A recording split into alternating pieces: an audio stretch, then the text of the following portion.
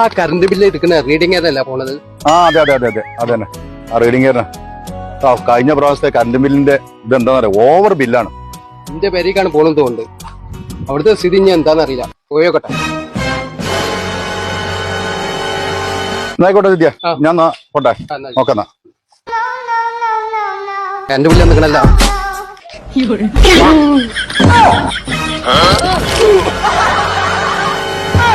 ഇയാൾക്ക് എന്താ പറ്റിയത്? ഇയാളെന്താ ബില്ല് എടുക്കണത്?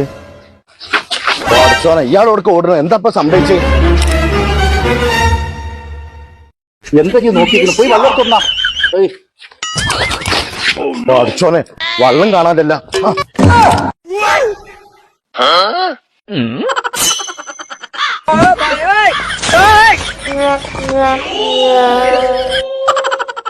ഇന്നലെ വെള്ളം ഒഴിച്ചത് വെച്ചത് ഒന്നേരെ കാക്ക, ഞാനാണ് വെള്ളം ഒഴിച്ചത്. എനിക്ക് നല്ല വെള്ളം ഒഴിച്ചൂടെ? കഞ്ഞിട്ടള്ള ഒഴിച്ചത്.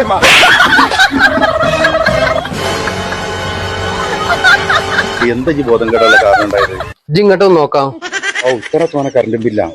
ഈ കറണ്ട് ബില്ലൊക്കെ കുറക്കാനുള്ള പണി നമ്മളെത്തുണ്ട്. എന്താ കറണ്ട് ബില്ല് കുറക്കാനുള്ള ഒരു പണി? കറണ്ട് ബില്ലിനെ പറ്റി ടെൻഷൻ അടിക്കണ്ട.